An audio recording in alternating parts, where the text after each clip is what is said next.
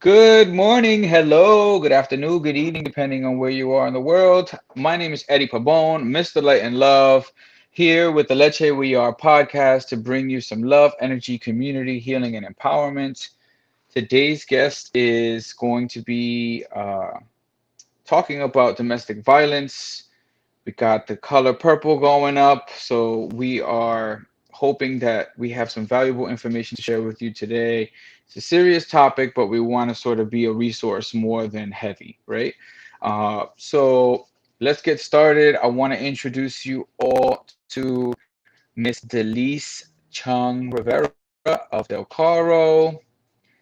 How you doing? Hi, Eddie. How are you? Excellent. Thank you for coming on. It's a pleasure to have you. Thank you for Um, having me. so Delise, for those of you who don't know, Delise, she runs an organization called Del Caro, which we'll talk about in a moment. You and I met at a domestic violence awareness panel that was somewhere downtown in Manhattan when things were normal before pandemic life, right? I said And before she, Corona. it's interesting because domestic violence for me is one of those things where like I've worked with people with domestic violence. Like I never really turned a mirror on to like my own upbringing and sort of how that affected, me and how I think and how my relationships are and things like that, right? So this is an interesting discussion we that we're gonna have today, I think, and I think it's a much needed one, all right? Because um there's an uptick in this very issue since our pandemic, right? So, Delise, tell us a little bit about yourself. Tell us about your organization.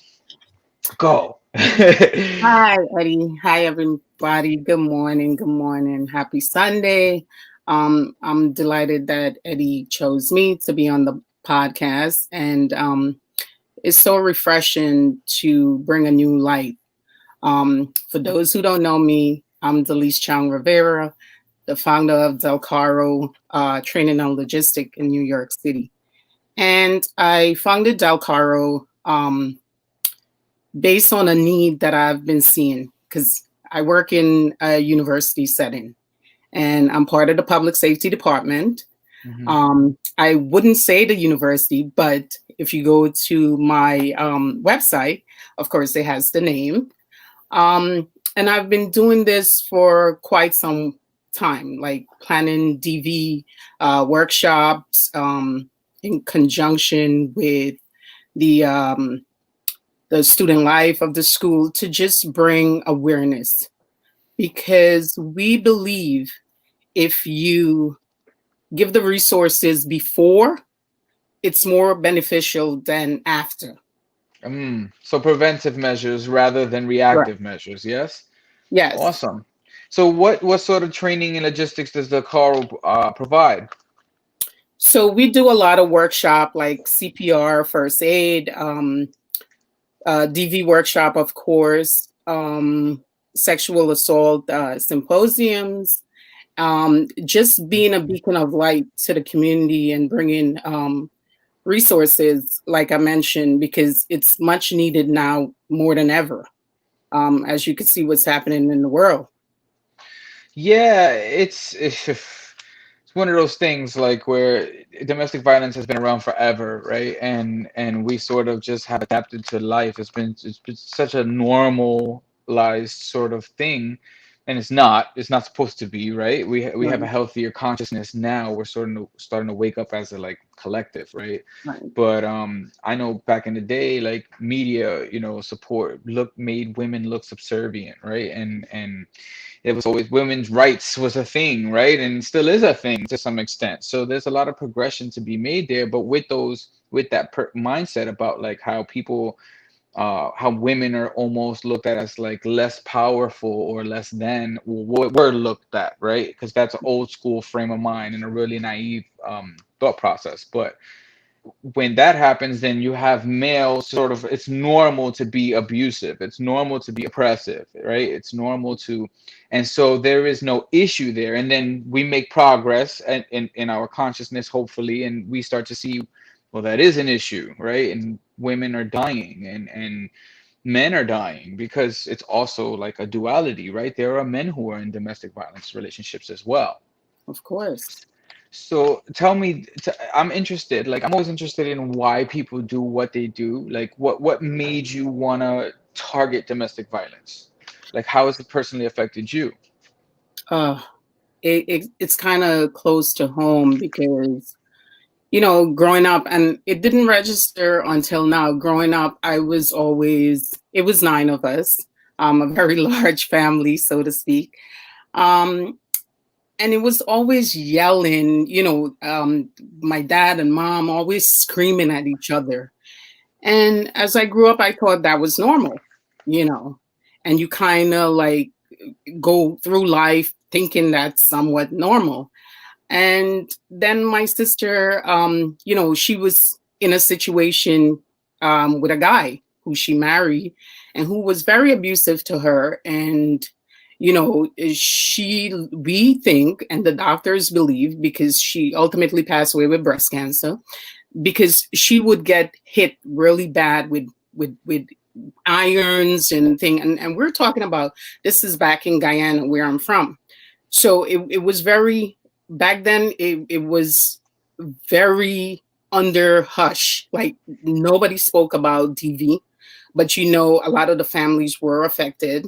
And she was beaten throughout the whole marriage. She probably stayed with him for about 10 years.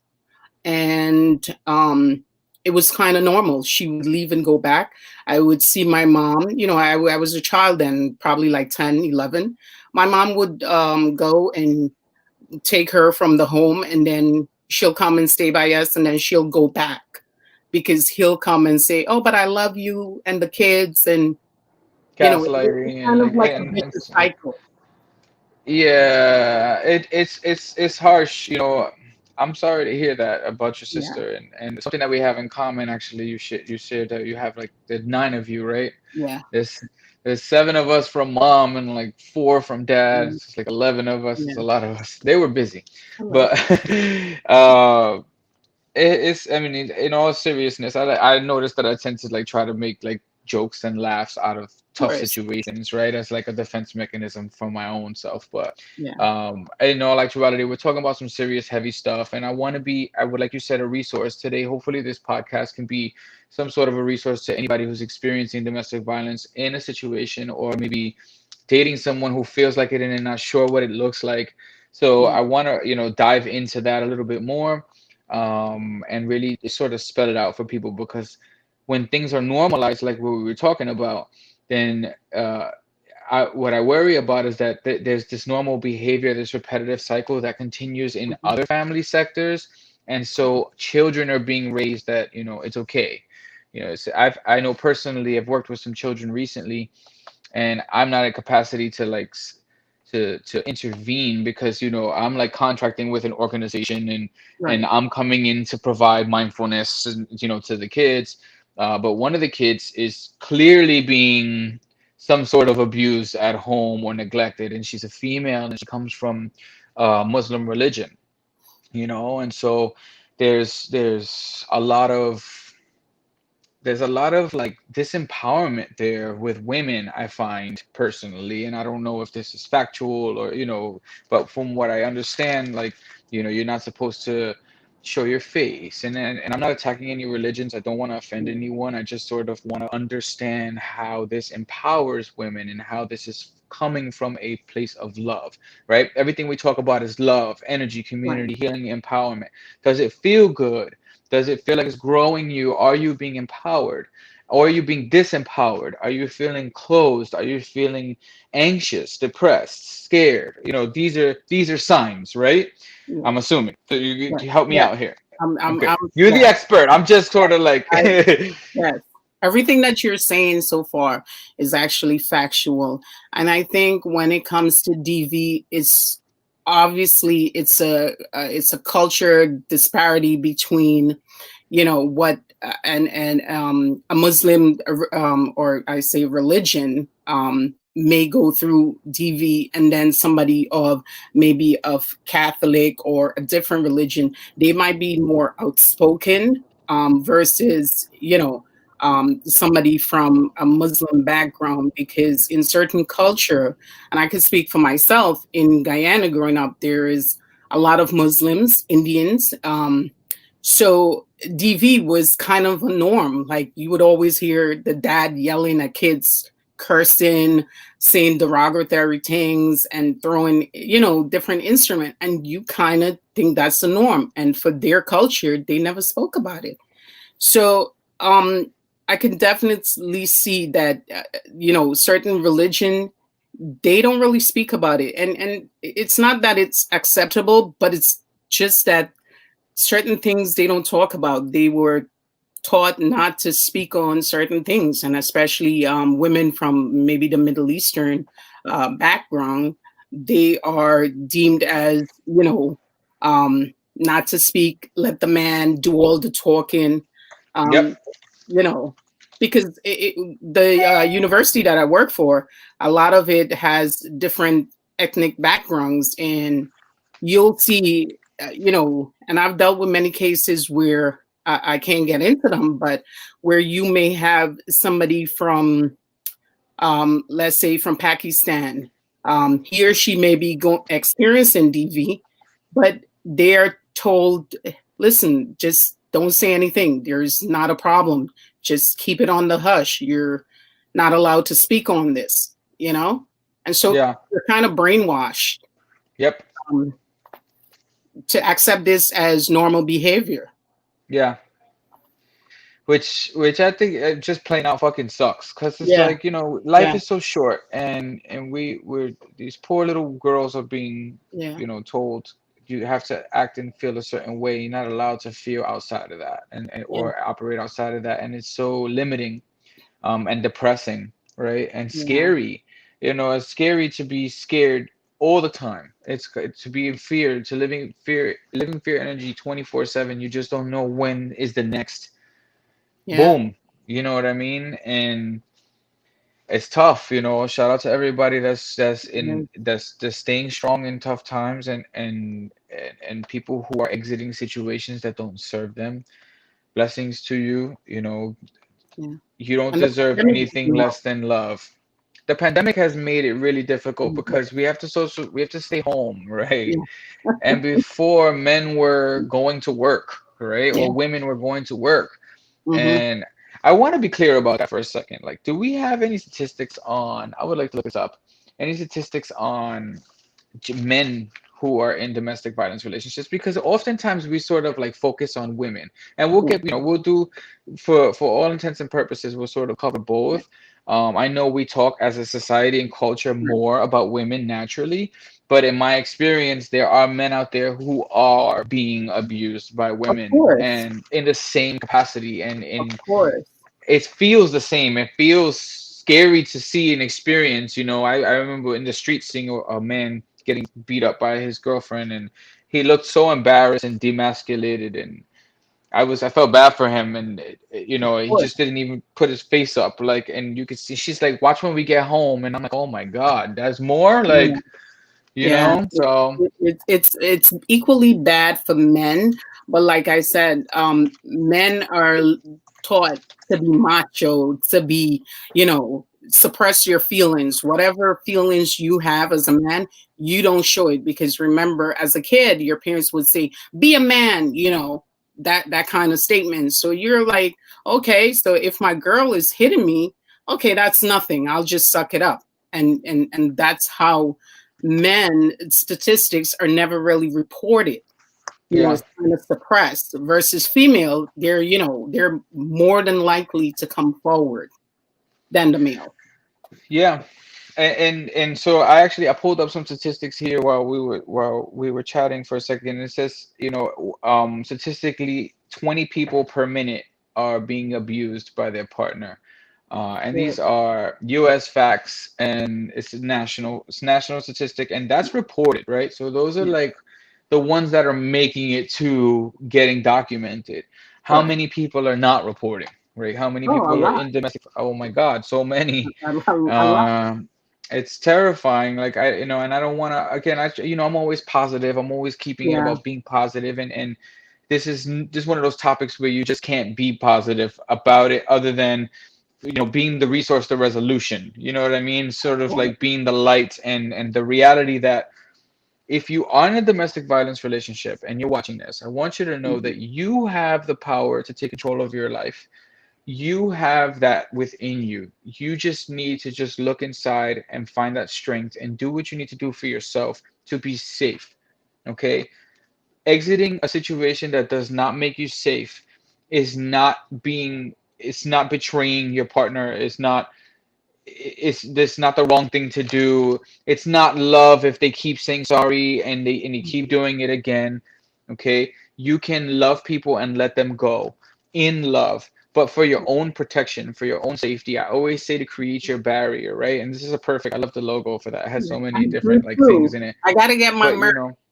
yes, definitely. If you're watching this too, check out letcherryr.com. Quick plug. But no, Yeah. um, no, but Del Caro, you want to definitely follow Del Caro. You want to check out delcaroNYC.com. You want to find resources to put yourself in a better space and protect yourself first. Okay. A lot of women have children. A lot of women are financially dependent on men, and vice versa, right? And or even in same-sex marriages, right? Not to Mm-hmm. alienate that, Impact because on the domestic body. violence. Yeah. Yes, same sex. Yeah. I've personally experienced it where I dated Yeah. someone who just snapped, Yeah. Of and it's like you don't know when they're gonna, course. you don't know, you just don't know, right? And it's You never scary as know. fuck. It is. It's it's hard. It is because at the end of the day, you're like, oh, but I love this person. But Yeah, those love is blind.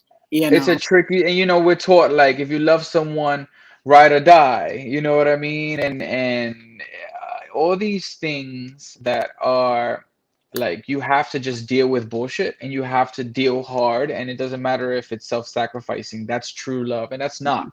It's not. True love begins with self. When Yeah. you love someone, you were able to love yourself enough to know that this person is not only harmful to you, but they're harmful to themselves. They're Yeah. clearly carrying around toxic energy, some form of PTSD, some Yeah. programming that to them allows them to be destructive towards you. And that's not, this is a recipe for disaster. It's sad to me to think that you have to wonder whether or not your sister passed because of an illness that was an illness, or an illness that was Yeah. related to her abuse. You know what I Yeah. mean? And that's like, I mean, she rests in peace. Shout out to her. I Thank don't know, you so my much. hair's just thin, but Yeah. uh, ugh, okay. Yeah. It, Hi. So, that was heavy. You never get over someone passing, and especially someone close to you. It just never goes away. But with time and with the right type of people, and right type of energy around you, such as yourself and Leche we are, you uh, can you can cope. You find like a coping mechanism to keep you going, especially in times like these. and that's beautiful. Thank you for that. I mean, I think it's admirable that you can take something that you, like you said, it was pain. It was a pain point for you. It was something that you experienced that was difficult to experience, and then you, through time, you process, you healed, and now you've turned that pain into a resource for other people who are experiencing similar things, right? Yeah. And that's good. I love that. That's why you're here. That's why I believe, you're a leader in the community, where a lot of us are like identifying this need, but sort of like, well, some entity will fix it, or those people would just, a lot of people, I've heard this before, and I'd like your opinion on this. A lot of people feel like, well, why don't they just get out of that relationship? Like, what's wrong with them? And I've, in fact, I actually asked one of my people who I was talking to before we met, and I was like, if you had any questions, what would you ask for someone in domestic violence? And she's like, well, I just, why do people stay in those relationships? That's a tough question. someone once told me, and this is a victim that I've been in close contact, providing her resources. And she said to me, I didn't even ask the question. She said to me, I know you're thinking, why don't I just leave? And Wow. I said, no, I wasn't actually thinking that. And then she said, you know, the reason why it's easy to stay than to actually leave. Mm. Because if I leave, they'll know where I am and they'll find me, you know. That's scary stuff. So it was hard. It was harsh hearing that from her. And she has been a victim for years. But now, thankfully, she got out. She was able to get out safely with her son. But, you know, at that time, she was going through a rough time where she found staying would be more beneficial than actually picking up and leaving.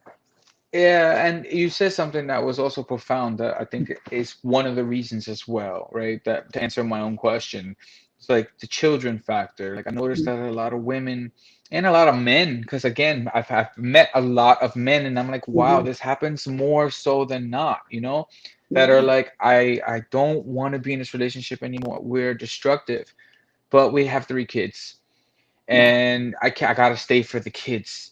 And I want to challenge that. I want to say, and you can agree or disagree with me. This Mhm. is an open space. I don't know everything. I want to make that disclaimer, folks. I'm Well, learning and growing through these neither do I. experiences, right? Through Neither these do talks. I. Oh, of course, but this is I Yeah. want to have a healthy discussion about like Yeah. ways to bring me back. Where was I just now because I lost it? A space, creating a safe So space. people who stay because of kids. Yes, sorry. Um, so the safe space, kids need to be raised. Kids are learning how to be, right, from us. They are from from parents, right, from you, from the person who is saying I need to stay in this relationship, from the person who is the perpetrator and both the victim, right. And so when you say you want to stay for the children, I feel so personally like, oh my God, you're doing so much more damage to this child by staying Mhm. than you are by leaving. And this may be a personal opinion, but I know for me in my own life experience, my whole life, and you know my story, has Mhm. been turned upside down. My first life experience, and this is free 99 preview on Amazon or whatever, of the Yeah. Sunrise in December. I talk about it in the book. Is like, is mom being pistol whipped and dad playing Russian roulette with her in the bathtub. And I remember that I was playing with my little toy in the bathtub, and I heard mom crying, and I look over and I see through the crack of the door she's sitting on a weight bench and he's got a gun, and then the whole thing, and he hits her, he pistol whips her, and he pushes her into the bathroom. And Mhm. for me, I always used to just from a kid's perspective, I loved my father naturally, right? Mhm. So Of I course. would be like, Dad, why? Please don't hit mommy. It Yeah. hurts her. Yeah. And he would get upset and go beat them more. Yeah. And so I learned quickly not to talk about it, because he would think that they were talking to me to try to manipulate me to to turn me against him. To be on her side. Yeah. Right. And it was just Yeah. like, no sides here. I just don't want violence at home. I'm Yeah. an innocent child that has no fucking clue what's going on, and you two Right. adults are setting the idea, the foundation, the stage for my life experience. And Yeah. if my life experience as a little girl is that that's what women do, or a little boy, that's what men do. You hit your wife when she doesn't cook right, or when she looks the wrong way, or she does something that annoys you. Your reaction is to make her learn. And that's not that's the problem, right Yeah. there. So like, That's not normal, you know, and those are all learned behaviors because you learn from your parents. That's the first person that you see as a role model growing up. So you try to emulate your parents in every way, shape, and form. And I can identify with some of the things that you just spoke about because, like I said, growing up in my household, my mom and dad, they've been together for 60 plus years, but it Mm. was a tumultuous relationship. They would always be screaming, yelling, you know, for no apparent reason. And we kind of normalize that as kids, you know. Yes, and it's not just a guy. It's like it's a Latin thing. It's a universal thing. A lot of time we tend to like go from our own personal experience and we'll be like, oh well, you know how us people of color are. No, this is a human thing. Like Yeah, we scream to be heard. Why do we scream? We're screaming because we're feeling like we're not being heard. Okay, correct. I'm big on like peeling back the layers of the onion. Why are you doing what you're doing? Yeah, And if your only go-to is like it's because you're feeling like you're not being heard. But guess what? You're kind of also demolishing the point of whatever you're trying to get across because yeah, you're being an asshole. You're doing it the yeah, wrong way. You know correct. what I mean? Yeah, And not to be judgmental, people cope the way they cope, but it's never okay, ever okay no, to physically violate someone, to verbally violate someone. You keep mentioning the screaming thing, and that's great because one of the things that I wanted to talk to you about was the different types of domestic violence. Oftentimes, we think domestic violence is just hitting and physical, yeah, but there are other types, right? mental. Hmm. Yeah, What does that look mental. like? Um, Oh, for example, if you're in a relationship, your spouse might say, "Oh, why don't you lose some weight? You're getting too chubby," Hmm. you know, or you need to look a little slimmer. You're such an idiot, Oh, name calling. These things we don't kind of harp on these little things that's being said, but I think we need to because I think it starts from there. And like I said, it's all a learned behavior. What you saw your parents did, you kind of transfer that as an adult into hmm. your relationship because that's all you seen back then. So it Yes, becomes and more like that's verbal abuse, right? Mima, right. hi Mima. Mima rocks. She says verbal abuse. So Yes. yeah, absolutely. I think that but there's physical, there's verbal, and then in mental, right? Emotional. Emotional. Yeah. So emotional is a big one. Emotional is big because the physical it comes naturally with the physical, with the verbal, with the right. It's like a side effect, but also like it's a grooming as Yeah. well. Like it takes some sort of like all these waves of this energy of this like violence and this verbal attacking and this physical attacking will create emotional abuse in that you'll feel like constantly in fear, you'll feel constantly attacked, you'll feel constantly demeaned, Yeah. demoralized, you feel helpless, right, a lot of the And even times. spiritual too, Eddie. I was speaking to a friend the other day, and she said, "Do you know DV has a spiritual kind of aspect?" And I said, "How?" She Mhm. said, if the man or the woman is in a certain religion, they might kind of coerce the person into accepting or turning them to that religion, even though they're this religion." You know, Yeah, that happens so, often, and religion is a whole other can of worms. oh yeah, It seems to be deeply tied to partner violence, sexual mm, violence, which is interesting because these are supposed to be the very entities that we're raised to believe are here for serving us and mm, protecting us and mhm, being of a resource to us. So it's definitely traumatic and shocking to yeah, be coming from a community where you're being taught. And I mean, I saw this. This is a very big extreme, and it's interesting that you mentioned that. I was watching Tony Robbins, I believe it is. He's a yeah, big time, yeah. motivational speaker. I know who he is. I Yeah, love him. So yeah, I love all of them. Bob Proctor, Lisa Nichols, like I can go down the list. But yeah, I was watching him and he had like he called on somebody random in the audience and she broke down and said, she was raised in a religion, the Christ uh uh what is the Rose of Krishnas, something like that. Who's Hare Krishnas, Hare I Krishna. think I don't know. They basically like the Crucians or something like that. I have to look this up, but in any way, they're like a line of direct descendants apparently of Christ, Oh, supposedly. okay. I'm And not familiar with them, but I don't know, the people, the religions, many of the religions, in any event, they are taught that love from God is sexual abuse. hmm, And so and this is normal. And this woman breaks down and says she has an entire community. There's a community, meaning like, down the block, around the corner, upstairs, downstairs, at any point in time, you could be sexually abused. And that is told to you that is the way God gives you love. wow, I've never heard of that. And she broke down, and it was like the most, I was like, wow, that is Yeah, fucking deep. Can you imagine? So she's conflicted because she hates God. of course. You understand? Like, Yes, I do. and my It's hairs are me standing just too. even talking about that. Like, One person, because religion, I'm with Christianity, I know is God is love.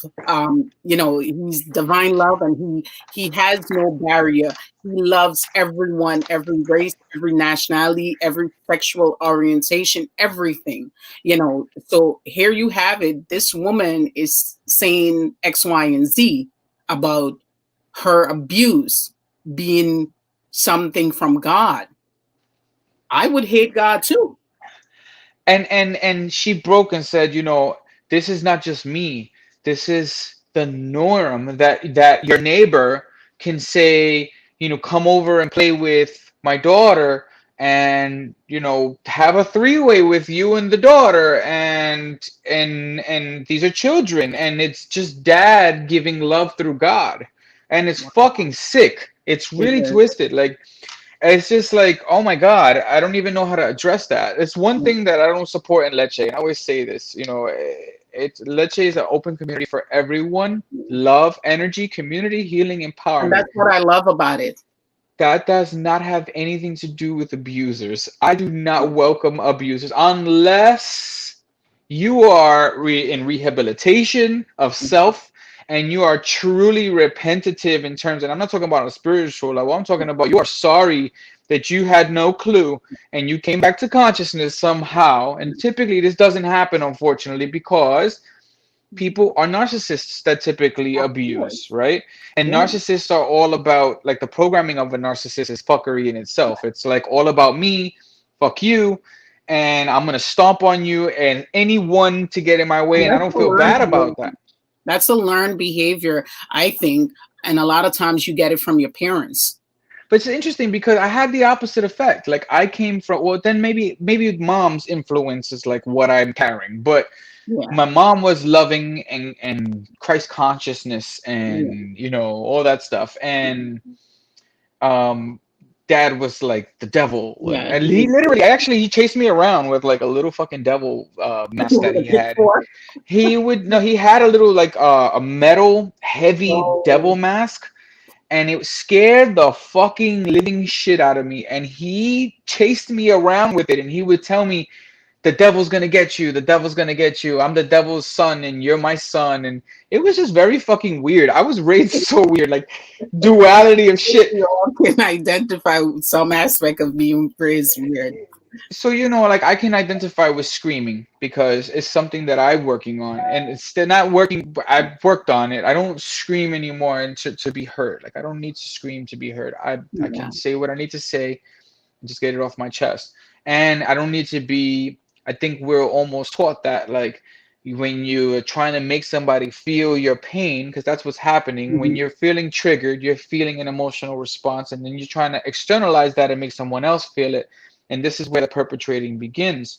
Yeah. Um, but if you can identify that you're just going through something, identify with that emotion and not externalize it, perhaps you can stop abusing people and grow as a person. But I used to be a Denial is screamer. hard to be denial. Like if you're the abuser or the victim, denial, it plays a big factor because you don't want to believe, if you're the victim, that this person that says that I love you would actually inflict harm on you. Yeah. So it's somewhat of a denial, and if you're the perpetrator, you're not really conscious, or you don't want to be conscious, I think, of your behavior, because let's say you grew up in an abusive home, that's all you see your mom or dad do. You're like, yeah, this is normal, you know. Yeah. Yeah, and especially when talking to kids, right? We teach kids, which is a form of abuse as well, Mm, right? It's domestic violence, and I think that's another thing to sort of keep in the reality of things. We often think of domestic violence as like, men and women, and usually the woman, but we've already spoken about how it's man and man, or man and woman, but the woman on the man, right? Or yeah, however, the gender doesn't apply. It's just human on human abuse. But correct. then, yes, human on human abuse, in that if children are being exposed to this, even just screaming at each other, like, fuck you, no, fuck you, these kids are learning how to express themselves when they're feeling heavy emotion. Mm, So, this is why I find anyway, that a lot of times kids are having issues in school because as teenagers, we're expressing ourselves and we're all about like, in your face, this is me trying to find myself. You know what I mean? And when something goes wrong, they get into fights, they get into arguments, they have disagreements that are heavy, and mm, then we're being called in as parents like, what happened? Oh, well, I punched that bitch in the face because she made me mad, or whatever the hell happened, yeah. that they made me mad, so I let them have it. And that's, where's that coming from? That's learned behavior. Of course, they saw Learned it at behavior. home and they're just expressing what they feel because it was learned at home. Like everything that you do, like that's why it's so important. You don't have to be perfect, but it's very important that you don't display certain behaviors as a parent. And sometimes being a parent, especially if you're a new parent, it's hard. Being a parent, like raising a boy or a girl or a child, period. So these learned behavior, that you experience from your parents transfer. Like when you become a parent, you may not Yeah. know how to communicate, so you continue to yelling and screaming, and we all have done it. I know I'm guilty of it. I'm not perfect. I've done it with my kids, and then when I caught myself, I'm like, oh no, this was exactly what my parents used to do with me. And then I'll calm down, and then I'll say, you know, well, I'm not yelling. Or my kids would say, well, mom, why are you yelling? I'm like, I'm sorry. I apologize. I'm not yelling. I just, I'm you trying know, to get you to hear me. yeah, I'm I was trying to make sure that my point is coming across. exactly. Yeah, definitely. It's interesting, but that's what I love about certain kids too, and I think that's big on breaking cycles. It's like insightful parents like you, people who come from situations like from religions, from culture that dictates that you need to be abused because you're literally just because you're a woman or whatever, and then Mhm. you come along and you're strong and you're representing light in Yeah, opposition to that and the reality of what it should be like, right? yeah, And then the gaslighting. I want to talk about gaslighting because this is a term that is used a lot when it comes to domestic violence. So for those who are totally naive, never, maybe in something and it feels like, is this domestic violence? But he loves me so much, and it's probably my fault that he's reacting this way, right? Tell me yeah. about gaslighting, or talk to educate us. I think a lot of times, like I mentioned with my sister, like he would come around, the abuser, and say, I love you so much. I don't know what got over me, but I promise I'll change the next time. And then the next time and the next time and so forth. And it just continues. And that is not a situation you want to really put yourself into. And I know it's easier said than done, but like I mentioned earlier about, people wanting to feel love or be loved, so they accept certain behavior. It becomes a norm, and you're Yeah. like, oh, but I'll go back. He said he won't do it again. Yeah, and the only reference point is like dad who used to do that to mom anyway, and they're still together, Yeah, right? So that's a long-lasting, loving relationship. That's what that's supposed to. It's not. It's not. no, And it's an it's unhealthy relationship. My parents' relationship is totally unhealthy. And I Mm. didn't know of it until I became an adult and I was kind of, put into to this field that I'm in, and I've been doing it for a while. And I recognize and I understand. I'm like, their relationship is the most freaking unhealthiest relationship that I've ever seen, but they think it's normal. Yeah. Yeah, and that's it's interesting because I'm always talking about this concept of pre-contemplation. Some people call it denial, but denial a lot of times comes from pre-contemplation. For some people, it's denial because they know and then they choose to like just be anyway, and there's no growth there. Like that's just a fixed mindset. But for some people, they don't know that they don't know. So Yeah, like, what do you mean? So what? I punched him in the face. Like that's he shouldn't have said what he said. yeah, And you're just like, they oh, think it's you need normal. a clue. Yeah, you know? Yeah. they You think need it's a clue. And yeah, I have a hard time. I'm cool and everything, right? But I'm also a realist and I have a hard time being quiet about that. And it's got me into trouble a couple of times. Like and I have sisters who are affected by domestic violence. yeah, And I say sisters with an S, right? And that's what they yeah, come from. They've been sexual assault and foster care and so many things that I've experienced as well. Like I lost a friend, may she rest in peace, Gia. She was, and give you an example of what domestic violence looks like, folks, and the consequences. If you're watching and you're thinking, well, maybe he'll change, maybe things will be different. Gia and her partner, who's missing in action now. God knows where he is or if he ever got caught. But her partner at the time used to like to grab her and shove her, mm, and she's like, it's to her, it wasn't that serious. It wasn't anything heavy. It was just like he loves me. He just got frustrated, and one day he shook her and she fell back. She hit her head, mm, and he told her. She said, "I have a headache. I don't feel good," and she was bleeding. And he told her to just clean up the fucking blood, shut the fuck up, and go to sleep. And unfortunately, she listened to him. She went into the room to go to sleep and she never woke up. mm, So, God, um, you just never know, one more time could be the last time. no, And you just don't, we think, oh, well, if he throws something at me, I'll just get a bruise. No, he could knock you unconscious and mm, kill you, and I was experienced my own personal domestic violence, both being a perpetrator, being honest, and being a victim. But this was again not something. I was in a male on male relationship, so I felt like I was being violated, and this is a man thing. Like, nah, fuck that. Like, we going at it. You know what I mean? And I had been cheated on repeatedly and violated, and we were going back and forth. And I was always taught, like, if a man comes at you on a physical level, fight or flight, like, you get the first and the last hit. And that was my programming.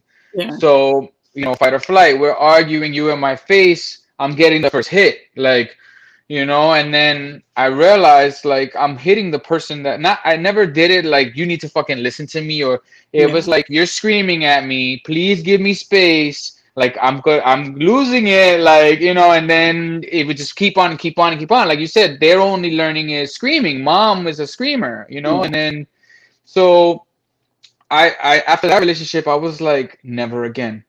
I will yeah, never, ever, ever. Like I left it because it wasn't serving me, and it got toxic when we got into a fist fight. yeah, And so that for me was like a big eye opener. Like, holy yeah, shit, Ed, you just had your own first domestic yeah, violence experience. Like, why did that happen? And I blamed him, And then I dated someone else who was very young and clearly fucking mentally ill persistently, but yeah, we one day he got drunk and he just started trying to choke me out of nowhere, and I'm like, holy shit, like I'm in a domestic violence relationship again, like, right? And that was crazy. Oh my god, this kid popped up wherever I was and always at my door, banging on the door, screaming and yelling, let me the fuck in, I'm gonna get you, motherfucker. And it was just like, oh my god, this kid is crazy, he's literally crazy, like. yeah.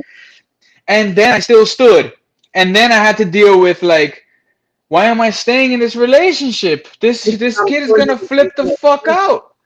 I'm sure Huh? you were making excuses for him because Yeah, a lot he's of times, he's right. He's mentally ill. He yeah, was drunk. It was a one-off. He made a mistake. Oh, it was a second time, but I did agitate him, yeah, and then it just hit me like by the third or fourth time that he flipped out. I was like, this kid is fucking nuts, and I've got to call the police, and I've got to get him out of my life, and that's it. And that's it. And he cried, and he was sorry, and I love you, and yeah. when I And said no, then, right? Yeah. And I wouldn't yeah, do it again. I Yeah. won't do it again, I promise. And then I'm sorry, I respect that. I just can't be in this relationship. So you're not gonna fucking be with me? So you're Yeah. not gonna fucking be? I'm like, oh my god, this is why. This is why. Look this. Yeah, it's all, you making excuses, and that's one of the things like victims do, both male and female. They constantly make excuses. Oh, he was just having a bad day. That's the famous line. He was having a bad day.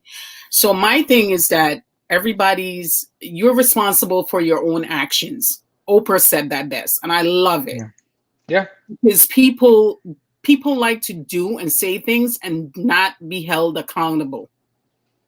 yeah, You can't make excuse for someone's bad toxic behavior. That's like a no.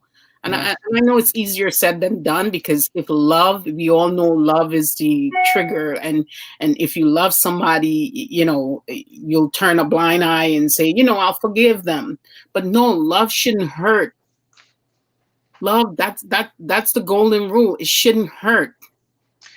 Yeah, what you say is profound, and I think I wanna also ask you to sort of turn the camera onto, or like turn the lens, the focus onto somebody who might be watching, who is in a domestic violence relationship. What would you say to them if they're feeling like, and then also if they want to get in touch with you, how can they do that?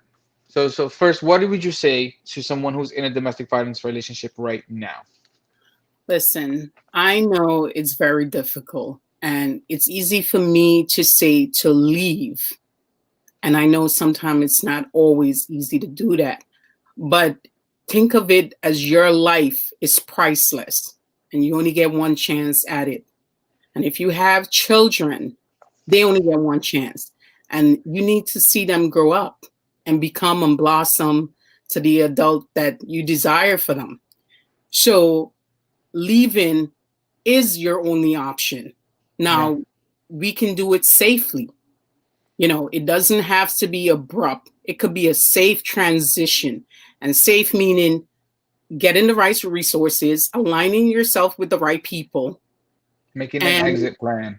getting an exit strategy and Yeah. making your way out safely. And Del Caro is always here.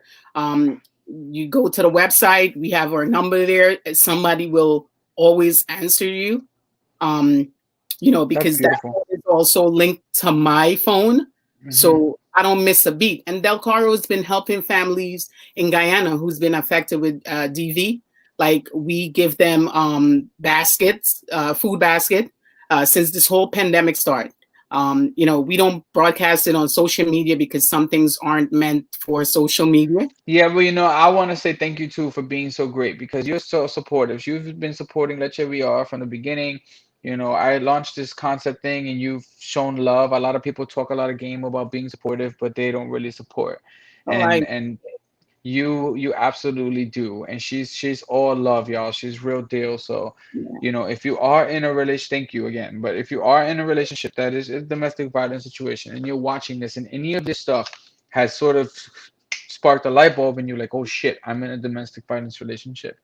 Reach out to Del Caro. Check them out. Get some advice. Get some feedback on your situation, some clarity, because your partner's gonna tell you you're bugging. Your partner's gonna ask you, what are you doing, yeah. and sort of keep you stuck in the cycle. And that's not the person that you want to really process the level of abuse that you're experiencing with. We Not also have a most. blog. We also have a. I'm sorry to interrupt, Eddie. No, good, good. I don't want to forget this. We have a blog that we do, and one of it is how to support a friend going through a DV situation. And we have different blogs on how to support a friend going through breast cancer treatment and different things. So I challenge you to go on the website, read the blog, because you never know when these resources will be useful. It could be for yourself or someone you know.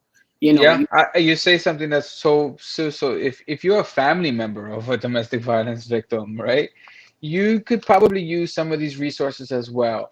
Come from a place of love always. And you can correct me if I'm saying anything wrong, Delise, but I think my advice to folks who are family and friends, the surrounding support system, you may be tired, you may feel exhausted.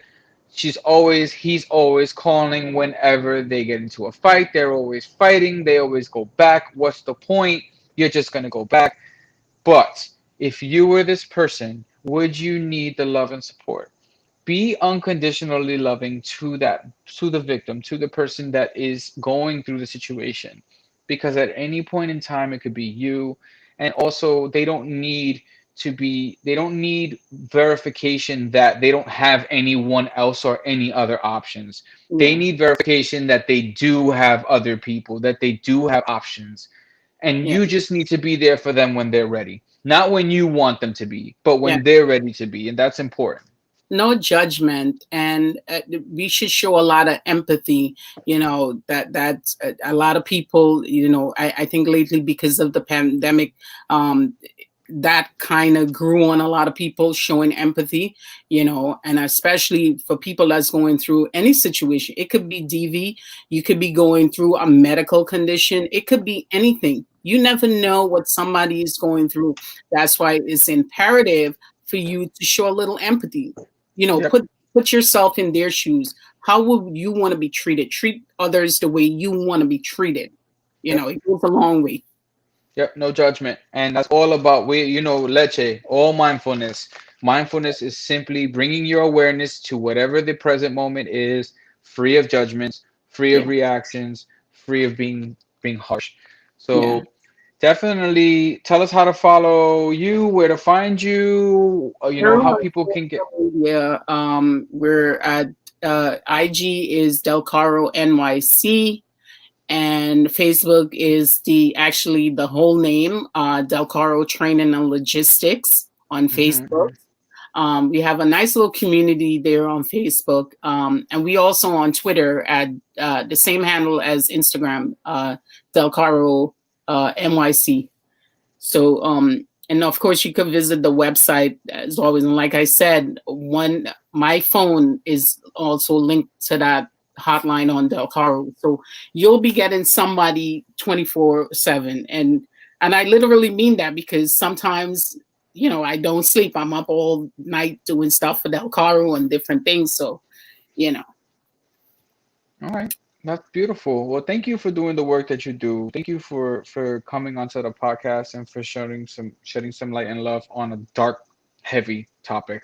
yeah, We try to keep it positive here, folks, but it's really difficult too when we're talking about violence, right? And a really serious issue that is occurring everywhere. I have a neighbor actually, really quick, a yeah, neighbor that's literally I go like this because they're like right across the street, and this woman is I don't know her, so I want to come up to her and say, please stop doing what you do every day and get this man out of your house or get out of this house with these yeah, kids.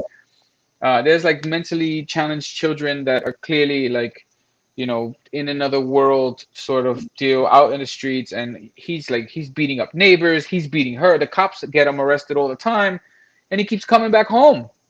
And it's like, and then there are times where the cops come and she's like, "Oh, everything is fine." She's all lumped up. And she's like, "No, no, no, please don't." And it's like, I just don't, oh that's man. because she's in denial. She doesn't think that there is anything wrong with her situation, whatever she's going through with the relationship. She sees it as normal because it's been going on for so long. And that's the problem. She normalizes it now. So that's why she makes excuse for him in terms that, oh, everything is fine, nothing is wrong. But deep down inside, you want to scream for help. Like, help me, somebody, please. Yeah, and then yeah, it's weird. It's just such a weird place to be.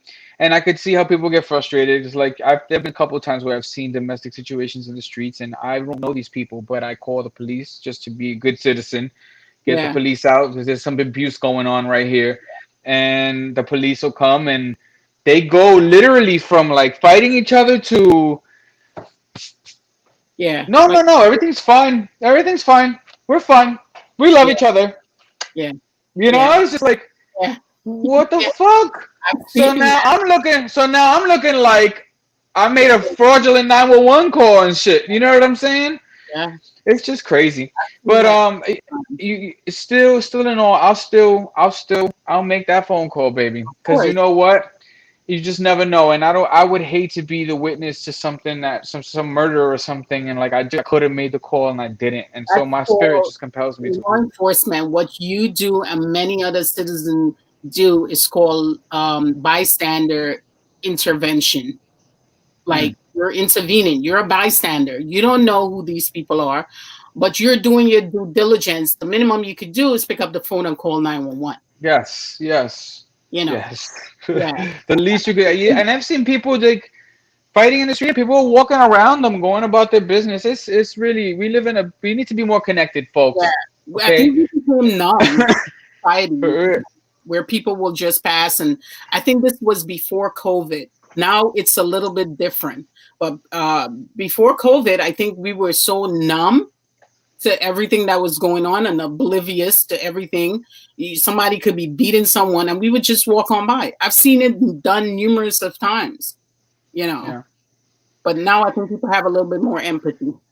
I think so, and I'm hopeful that we all gonna find our leche, and Yeah. it's gonna be a better place. Listen, guys, Eddie is great. I think I have to say this one thing. I think I commend you for starting Leche We Are. That's something that we need. And I was always a person not into meditation. I'm like, who knew? I don't want to do no meditation. That's not for me. I'm good.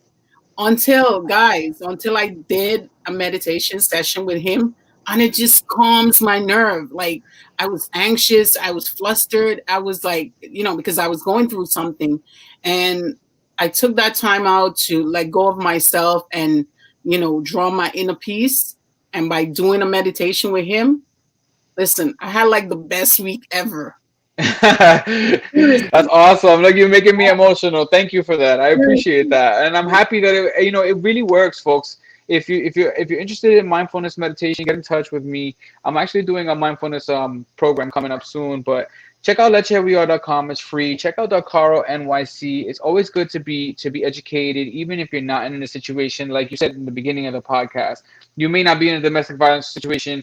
You may just be affected by it by someone else, but also or not. But you might meet someone in the future, and you can see the signs and nip that shit in the ass before it even gets any Yeah. further and move on. You know what I mean? Because I agree, and too bad it's COVID, but we're gonna do because I wanted to collaborate with you with Leche VR in something in person to bring a group of people and do a meditation let's do it. in a Let's do in a it. setting. I So love to gather people to meditate. Let's do it. I'm trying to think of a safe area where everybody's going to be safe and still be socially distanced, but to We can have do a social distancing. Listen, we can gather in the summer or sometime. Folks, me and Delise are going to chop up some details. We're going to get back to y'all coming with an up, event. coming up. So Yeah, stay for tuned because I'm sure. working on it. Yeah. Yes, and we will do that, and I can commit to that. If we have to wear masks, everybody 6 feet apart. We mark the floors, and I get a freaking speaker with a freaking. Although Yeah. I don't know how that could be relaxing. Maybe like a speaker to mic me and So Mike, project. yeah, Yes, we'll do that. We'll do that. I was thinking more like, all right, breathe in now. no, That's not gonna work. no.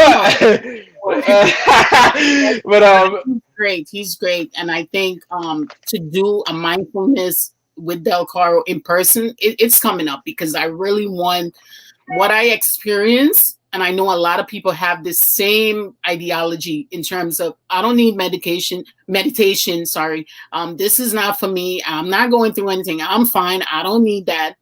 because that I was that person. Everybody does. Everybody needs it. I was that person too. So I feel you. We don't have much time now. We have to close out. Delise, thank you so much. I Yeah, love you. Meditation is the best medication. You said it yeah. right, actually. Thank So before you. you get on medication, try meditation and you won't need medication. You understand what I'm Right. saying?